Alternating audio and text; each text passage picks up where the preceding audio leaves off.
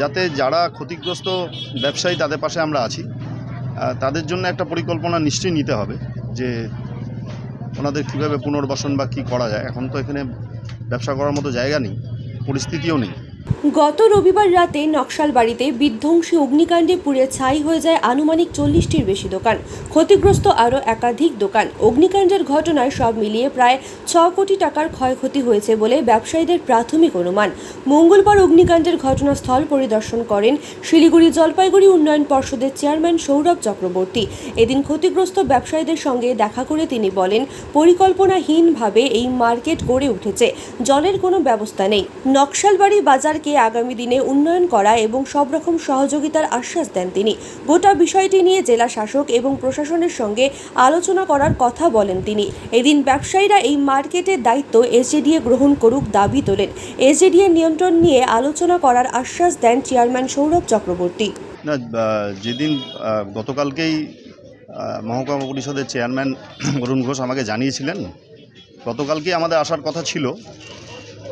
তো আমরা একটু দেখলাম যে যাতে ব্যবসায়ীরা থাকেন এই সময়টাতে, আমাদের সকাল বেলা আমরা এসে ভিজিট করলাম। তো খুবই খারাপ লাগছে যে এত দোকান পুড়ে গেছে, ব্যবসার এত ক্ষতি পুজোর আগে এরকম ঘটনা, এটা খুবই দুঃখজনক। ওদের পাশে আমরা আছি এবং শিলিগুড়ি জলপাইগুড়ি উন্নয়ন পর্ষদ এখানে রাস্তাও করেছে, অনেক উন্নয়নমূলক কাজ করেছে। এবার এই বাজারটার জন্যে কি করা যায় আমরা একটু পরিকল্পনা করে নেব, কারণ আমাদের ডিএমের সাথে এখানে কথা বলতে হবে। এবং এই বাজারটা যেভাবে গড়ে উঠেছে, পরিকল্পনাহীনভাবে গড়ে উঠেছে। বাজারে ওয়াটার সোর্স কম আছে এবং যদি অগ্নিকাণ্ড হয় বা বিপর্যয় হয়, এসকেপেরও একটু জায়গা কম আছে। তো আমরা দেখছি এখন যাতে যারা ক্ষতিগ্রস্ত ব্যবসায়ী তাদের পাশে আমরা আছি। তাদের জন্য একটা পরিকল্পনা নিশ্চয়ই নিতে হবে যে ওনাদের কীভাবে পুনর্বাসন বা কী করা যায়। এখন তো এখানে ব্যবসা করার মতো জায়গা নেই, পরিস্থিতিও নেই। এবং এটা আগামী দিনে কোনো নতুন পরিকল্পনা করা যায় নাকি একটু সরকারের সাথে কথা বলে প্রশাসনের সাথে কথা বলবো, আজকেই বলবো।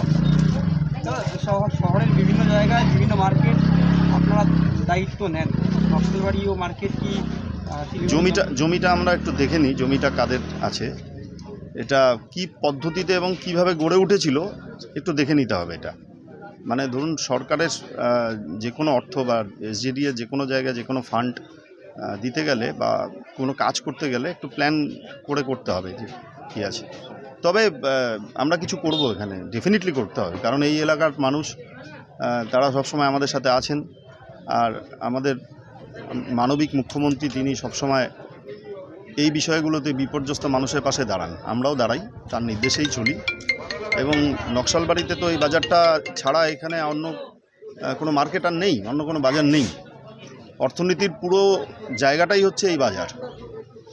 তো ন্যাচারালি এটাকে তো আমাদের তৈরি করে দিতে হবে। এখন আমরা একটু পরিকল্পনা করে নিয়ে তারপর যা করার করব।